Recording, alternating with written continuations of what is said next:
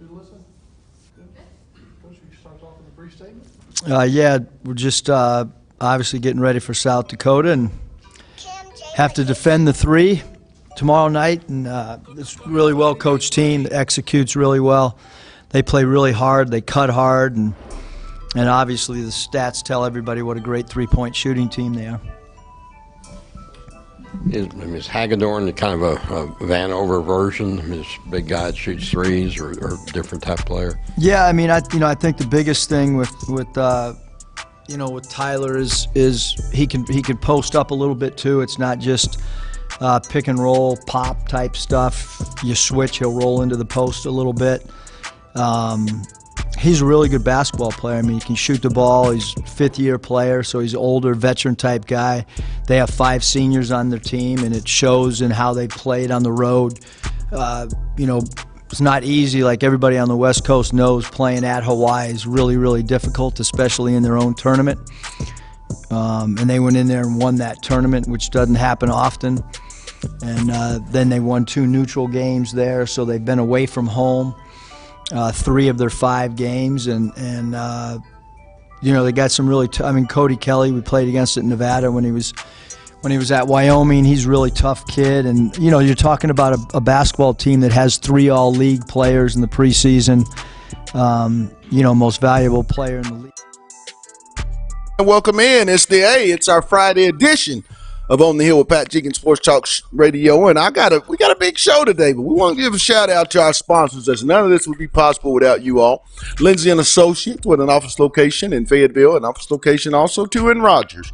Locomotion, it's located just below the Northwest Arkansas Mall in Fayetteville. Corey Beck's Custom Painting, residential, commercial, anything you want to look good, contact Corey Beck. And KDK's Chicken, located at 989 Razorback Road, like they say on their building. It's not your mama's. The best chicken and waffles in the South. Go down and see Keith and Kathy and get you a plate of that love. But we came in with head basketball coach Eric Musselman as the Hogs take on the South Dakota University tonight at Nolan Richardson Court, Bud Walton Arena. And I want to talk real quick because we got a huge show coming up here momentarily. We're going to be joined by Alyssa Orange of the Pig Trail Nation and KNWA. We're going to talk the coaching search. What type of other rumors are we hearing? And then, Alyssa's had a chance to have an eye on this Razorback men's and women's basketball program. We're going to talk to Alyssa and get her take on just where things are and the temperature in Bud Walton Arena on Nolan Richardson Court. And then following that interview, yes, we have really went out and done ourselves a yeoman's job. I want to give a credit to my producer for setting this up, Demetrius Johnson. The Doak Walker guy is going to be coming coming on the hill and talking with us. Yes, I did say the Doak Walker recipient.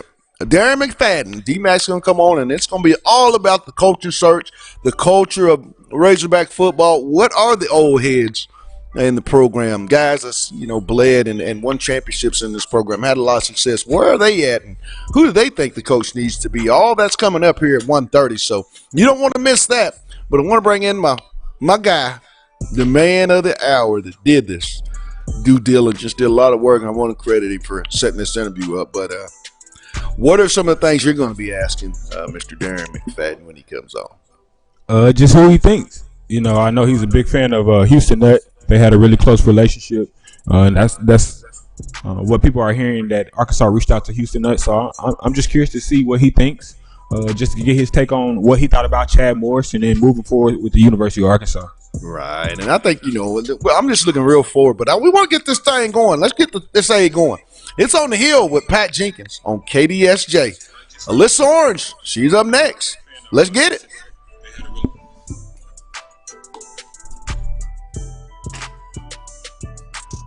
Not to let your offense affect your defense when you have been in a shooting slump. Well, just like I said, you're going to go through those shooting slumps, but one thing you can do is stay consistent on defense. That's one thing that can't come and go. You can't turn the switch on and off. You have to be able to play both ends of the court, and I feel like the defensive end is the one end that stays steady. Just because I'm having a bad offensive game doesn't mean my defense has to flare too. South Dakota obviously shoots a lot of threes. Now you all's three-point defense has been good, but is this the best three-point shooting team you've seen on film? It is the best three-point shooting team we've seen on film. We know what we have to do coming into the game. They want to get up the shots because that's what they do best. And so once we shut that down, it's gonna be in our favor and help us get the win. You got 1 for 16 from three-point this year. Obviously, he's a good shooter as he showed last season. Where's his confidence at right now?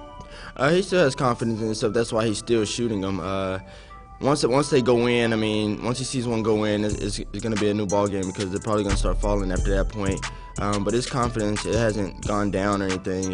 He stays strong because we know we have his back. The coaching staff has his back, and the fans have his back. So he's going to keep getting up his shots. He's going to keep putting in the work, preparing for the next game. Hopefully he can get some to fall. How was it to get Reggie Chaney back last game, and what does he bring to the offense for you guys? I mean, it was great getting him back. He brought a lot of energy back to the game. I think he had 6 points, but that wasn't even the big part of his game. He was just active. He was going after loose balls, going after rebounds, getting his hands on the ball a lot, tipping it to us. And his presence, just having another body, another big, because we are a small team, it just helps a lot. Helps with energy.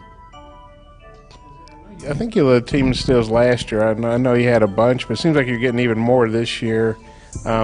Is there something different about why you're getting more steals, or is that just your second year playing college ball? Like, what do you think's going on there? I mean, I always felt that at my size, Welcome back. It's our Friday edition of On the Hill with Pat Jenkins Sports Talk. It's always our A edition here on KDSJ 479. And you know when it's the A, it just doesn't seem like the A without our good buddy, Alyssa Orange of the KNWA and Pig Trail Nation. Ayo, welcome back to the Hill. Thanks, Pat. I appreciate it every week. It's a lot of fun.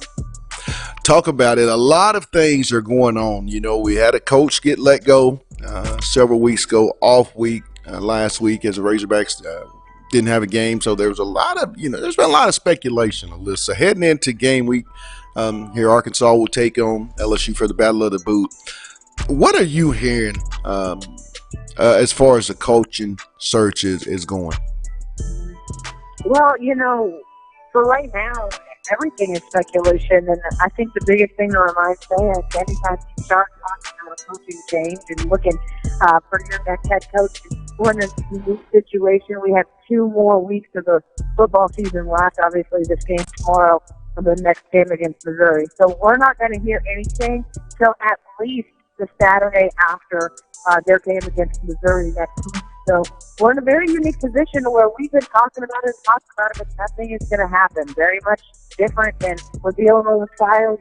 Anything could happen as quickly as a week or a couple days. So, right now I think you just have to look at the list of candidates.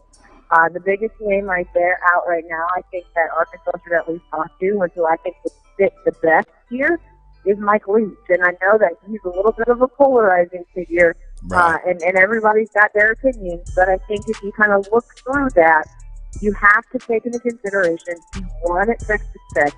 He's winning at Washington State. 2 very hard places to win in college football. He can recruit well. He knows the Southeast well. Was an assistant at Kentucky under Hal Money. Obviously has great ties to the state of Texas and recruiting there. And he's just quirky enough that I think he could fit in at Arkansas and really rally around the state, kind of really dive into the culture of what it means to be an Arkansan quickly. And, I get that he's like, oh, well, he doesn't care about defense, and I, don't dispute that. But you've got some money where you can go and get yourself a nice defensive coordinator and bring him in, and he will have full reign. Mike Leach is a guy who's going to have his guy in here and say, you do the defense, you do your thing. I like him a lot. Mike Norvell is a name. I don't know how I feel about Mike Norvell. Lane Kiffin is a name. I don't know how I feel about Lane Kiffin. And it's not personal. I want to preface with this. Hunter Yurachek made it very clear in his press conference after Ted Morris was fired. Right. I cannot afford to get this wrong. I have to get this right. And when you make a statement like that, it says to me, I can't take a risk. is Mike Norvell, Lane Kiffin, guys who are coaching right now at non-Power 5 schools, too much of a risk for Arkansas to take right now because of how things went down with Chad Morris? Some of the guys maybe that are long shots or kind of not real highly thought of because of not having Power 5 coaching experience. That being Sam Pittman comes to mind.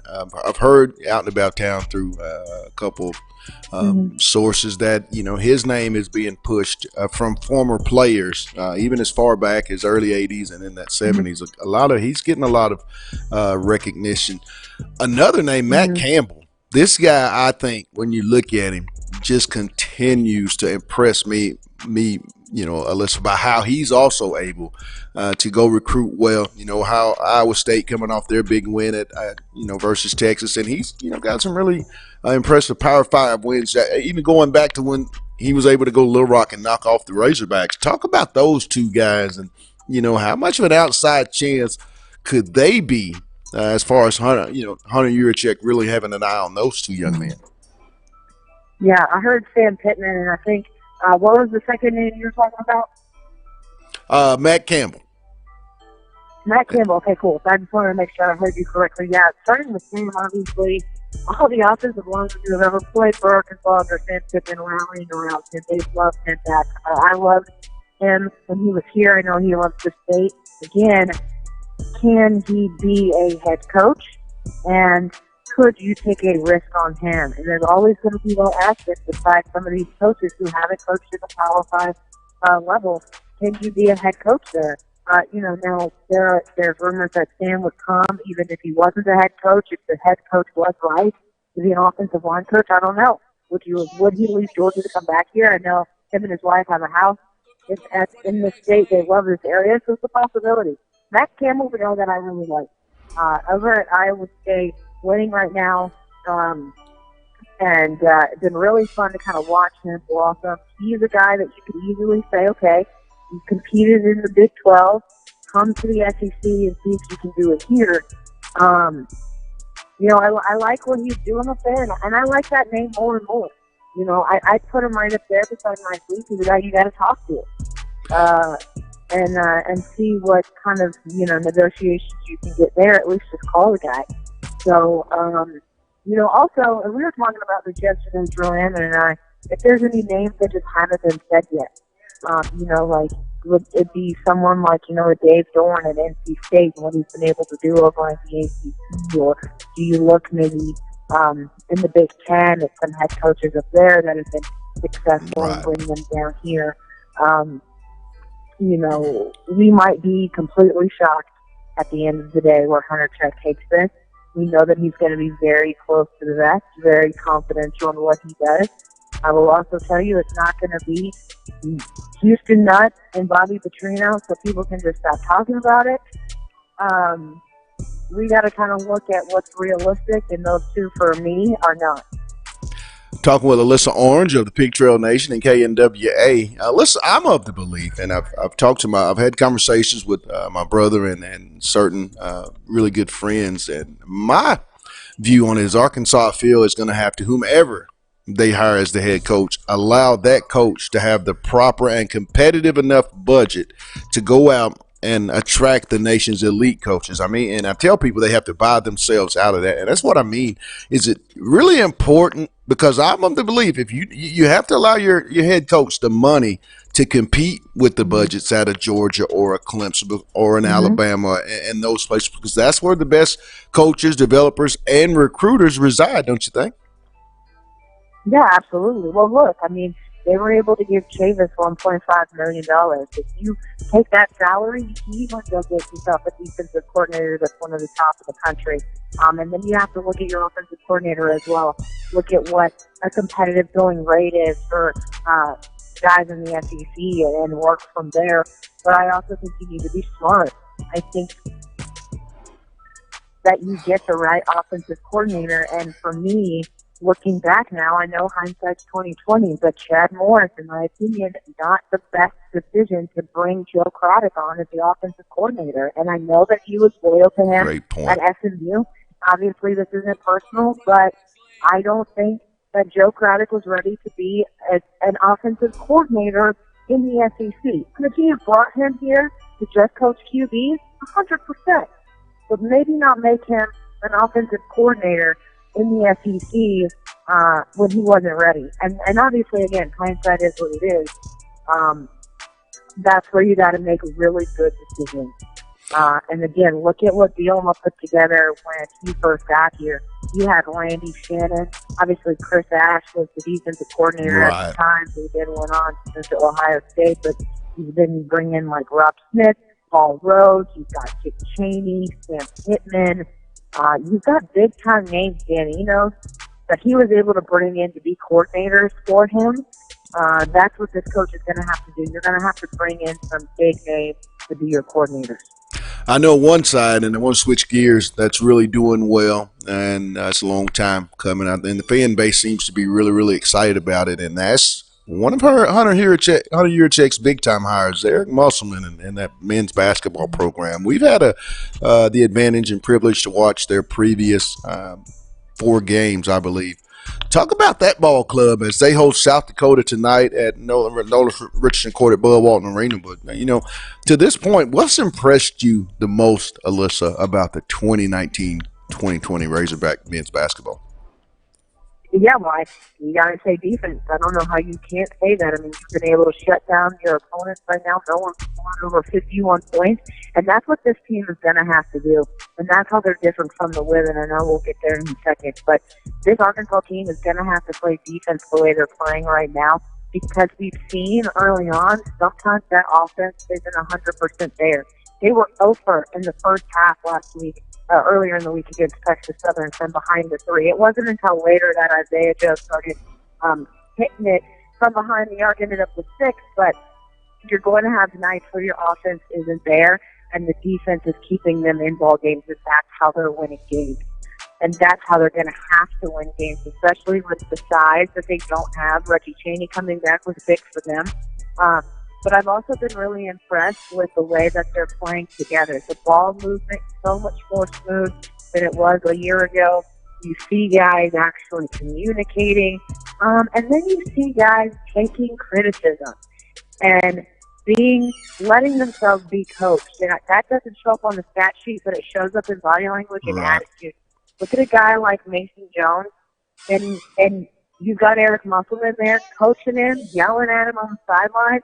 But he's taking it, and he's learning from it, and he's not doing those same mistakes again. And that's what you're seeing different with this Musselman staff, is these players have somehow been able to connect with Musselman to where they're taking that criticism and that coaching, and then they're putting it out onto the court.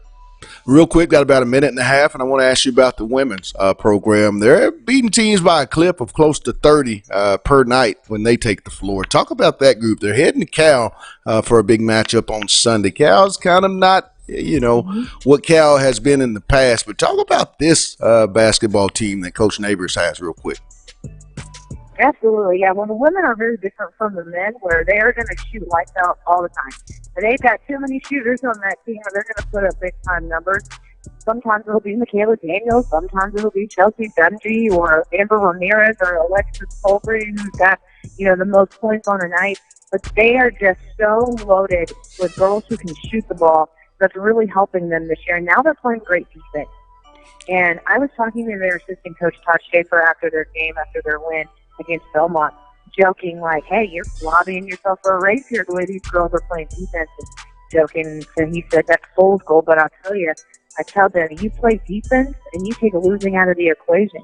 We have enough firepower on our team to score points and always be able to score points. And if we can play defense, we're going to be hard to stop. Right. And I think that explains it up exactly to the point, where it's going to be really hard for other teams to shut down this offense. And then if they're able to play some pretty good defense, they're going to be a really hard team to take down this season. And they're a lot of fun to watch. Well, hey, Alyssa, always have loving you on. Look forward to I think you guys have an update show coming up here really quickly. I'll tune in. But as always, AO, thanks for taking time here on OTH. Oh, anytime for you, Pat. Always appreciate it. All right. That was the KNWA and Pig Trail Nation's own Alyssa Orange. We'll let you hear a little bit of excerpts of our early week media availability with interim head coach Barry Lunny. And then next up, yes, the Doak Walker guy has hit the landing strip here on the Hill, and he'll be joining the A. Darren McFadden, former Arkansas Razorback, former Oakland Raider, former Dallas Cowboy, just good football player. We're going to get his talks. Time to talk a little Hogs with D-Mac. This is On the Hill with Pat Jenkins on KDSJ 479. Let's get it. I don't have anything to add on top of that, so we can get started.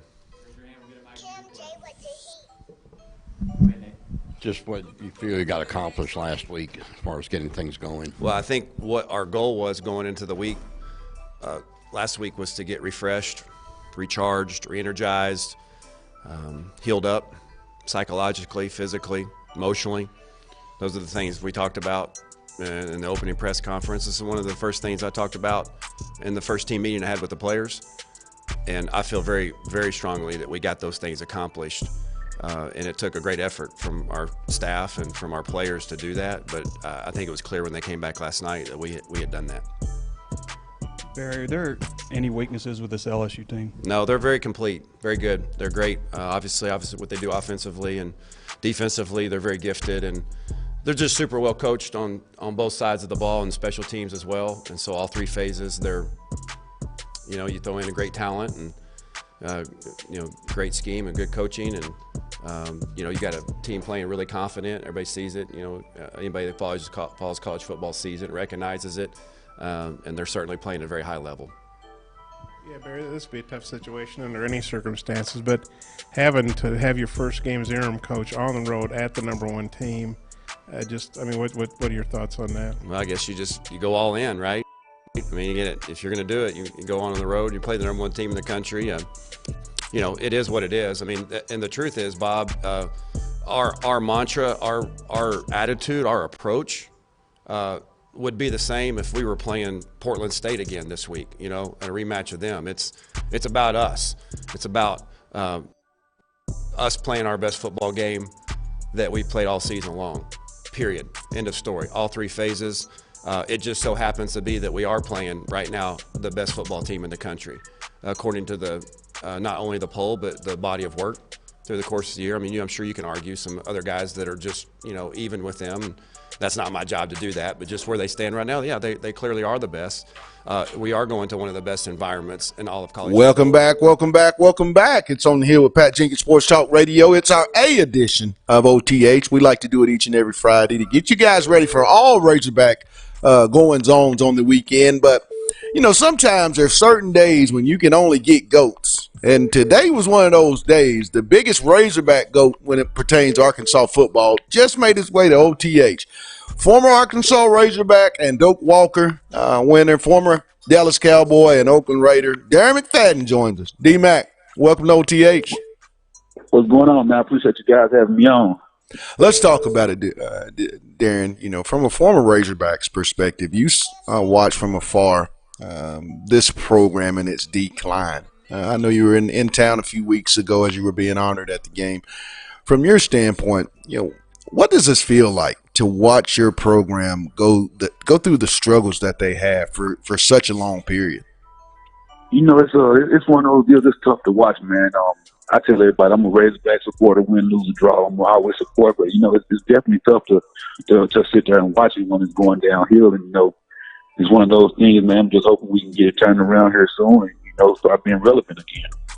A lot of coaches have been mentioned. Your former head coach, Houston Nutt. You hear the Mike Norvales. What type of coach does this program need, in your opinion, Darren, to get the program back to national prominence?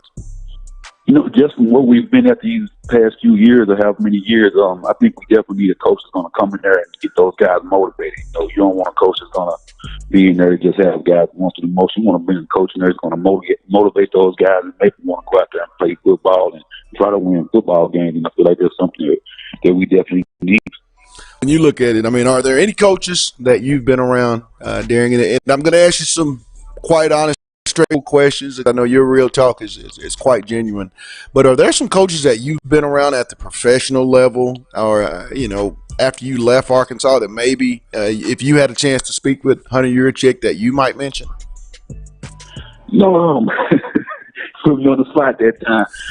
Man, I've been around a lot of great coaches, man. I still speak with different guys, and like I just feel like we need a guy that definitely come in there and motivate players and anything. I don't want to do any name drops or anything like that, but I feel like Mr. Yurchik is going to find the right guy in there and he's going to help us get this program back on the right foot.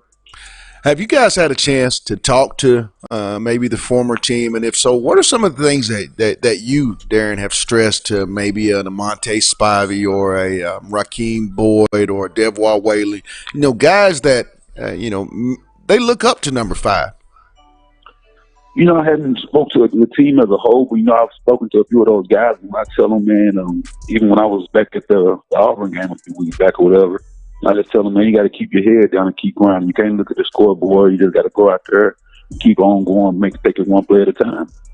You had a conversation, I believe, I was watching from the press box, and I believe you pulled off sophomore free safety Joe Fouché. Can you kind of elaborate on what that conversation maybe had been like? Because I think right after you said that, he did go out and make a very impactful made a play. Yeah, I know exactly what you're talking about. That's basically what I told him, man. Hey, you can't look at the scoreboard. You got to keep going out there. As long as you take care of what you have to take care of in this play, and everybody else, you can't play the game for everybody else. No, everybody have to take their job and do their job. One person each person down the line, and that's what's going to add up to making it a good team. And, basically just told him that you went out there and made a play, man. And so I tell them, see, that's where you handle your business and take care of what you got to do. You can't depend on, you can't worry about if somebody else is doing their job right, but then you get caught up and bring yourself down. So you got to make sure you handle your job and do what you're supposed to do on that play and make it happen. With this being such a young team, so many freshmen having to play, Darren, and you being former player in the SEC West, which I think is the toughest division in all of college football without question. Agree. Talk about how tough that is. You hear a lot of the fan base get on the kids, but I think, some of the mistakes that we've seen either in the press box or from the sideline are just, mistakes that they've got to make and they'll grow from it. Talk about just this freshman class and this young group of 52 underclassmen going forward. What have you seen from that particular group? It's all growing pains at the end of the day. You have to go out there and learn by experience. Not every guy's going to step in there and be ready to go and know everything what he's supposed to do right off the bat.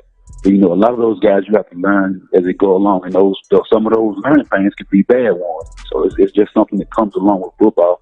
And I know a lot of fans look at it and say, "Oh, they don't know what they're doing," or this and that. But it's part of football. You have to learn on the go. Sometimes you can get coached up so well, but if something go out there and it goes completely different, then you don't know what to do. And so to me, that's part of just a learning experience for you. So next time you see that, you know how to recognize it. Well, I know you had a big quote in leading up to the Battle of the Boot. Arkansas travels to Baton Rouge ironically in the same stadium that you had that wood.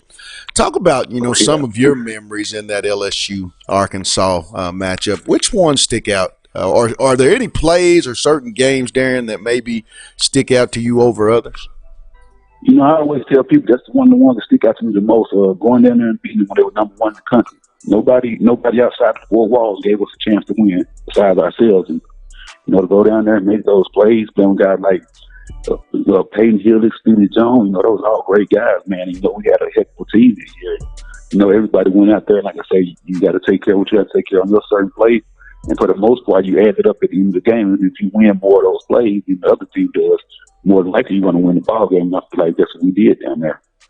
Now, I'm going to ask you another tough one, Darren, because I'm going to put you on the spot today. It's just one of those days.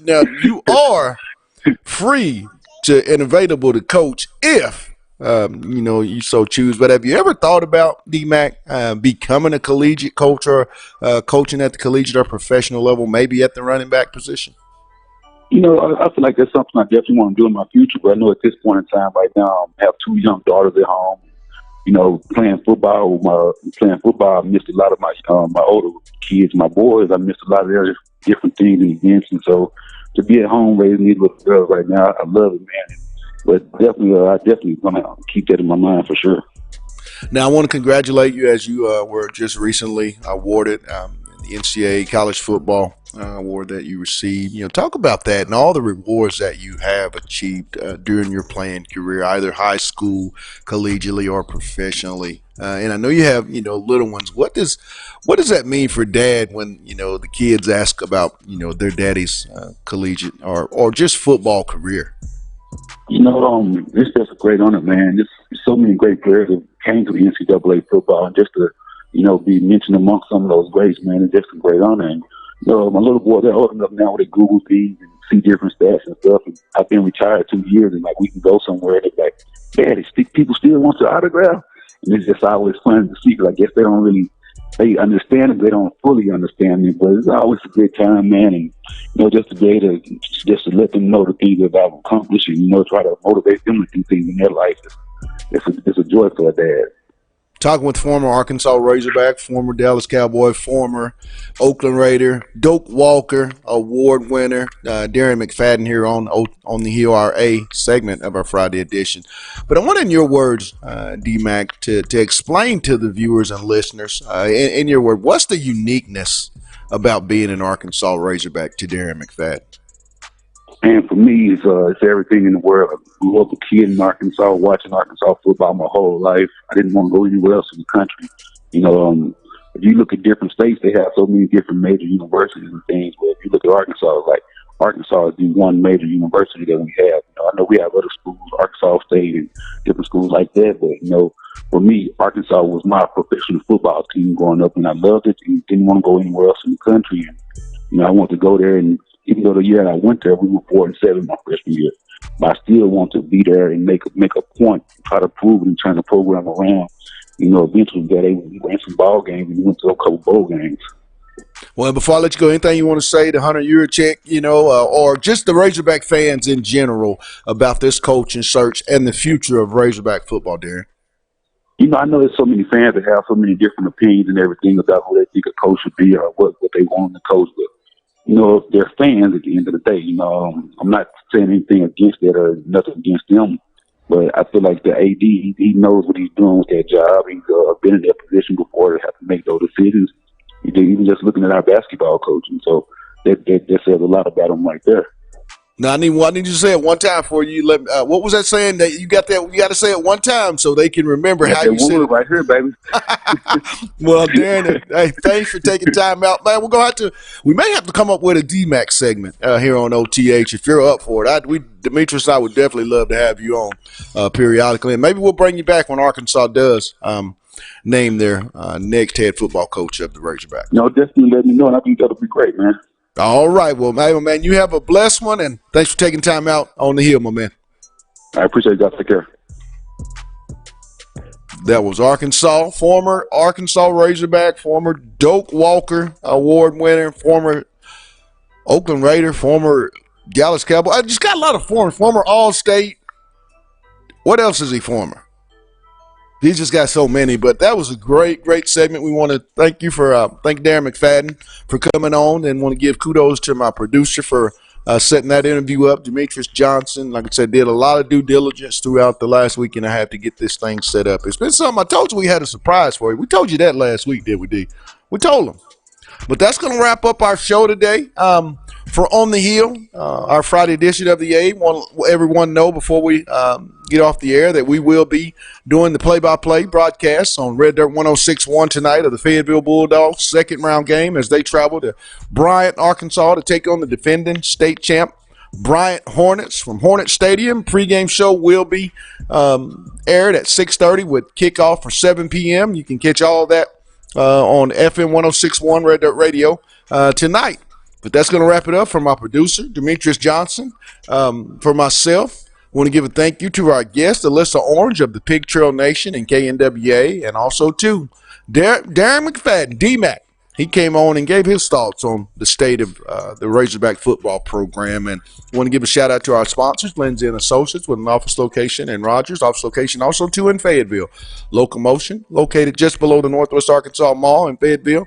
Corey Beck's Custom Painting, residential, commercial, anything you want to look good, contact Corey Beck. And lastly, KDK's Chicken, located at 989 Razorback Road. Go see Keith and Kathy. Get your plate of that love, and like they say, it's not your mama's. The best chicken and waffles in the South.